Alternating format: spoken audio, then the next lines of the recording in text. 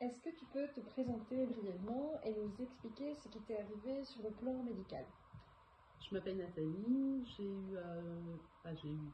une duplication œsophagienne 3/4 inférieure qui a démarré en 2007. Donc j'ai subi en première instance une thoracotomie en 2007.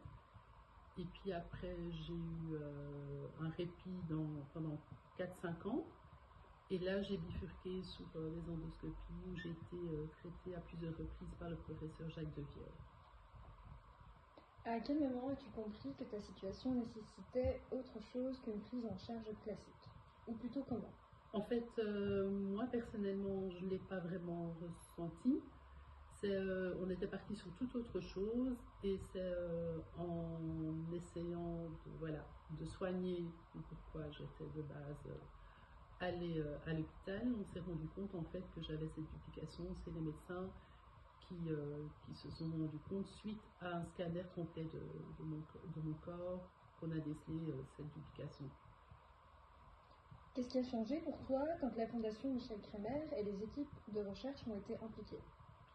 Ce qui a changé, c'est déjà la prise en charge par le professeur Devière. Ça m'a donné une toute autre perspective, où là, je voyais enfin petit à petit la lumière au bout du tunnel, parce que pour moi, c'était très très frustrant de vivre avec un mal qui est très peu connu. Et comme c'est pas une plaie apparente, donc c'était assez compliqué, et il a pris le temps, l'énergie et les différentes techniques pour finalement arriver à ce que je vis aujourd'hui.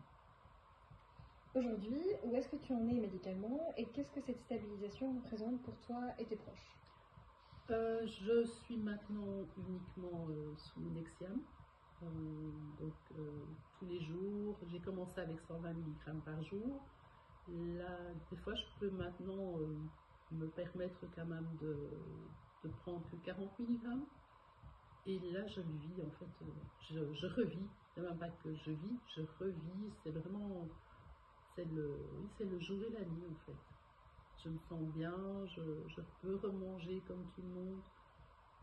J'ai jamais vraiment, depuis cette période, mangé énormément, mais manger sans avoir mal et sans avoir peur de manger, c'est important. Pourquoi penses-tu que ce type de recherche et de collaboration est essentiel pour d'autres patients? Parce que déjà, on est tous différents.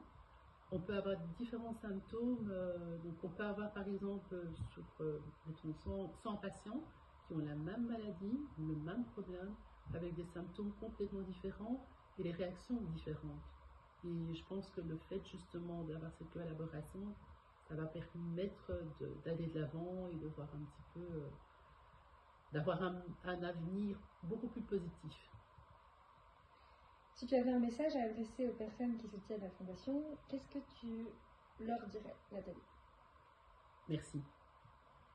Merci vraiment, parce que ça m'a sauvée.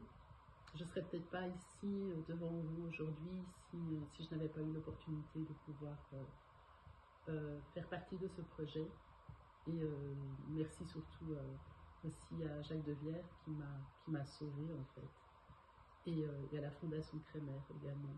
Parce que sans eux, je ne serais pas devant vous pour vous expliquer un petit peu mon parcours et les bienfaits que ça a pu apporter.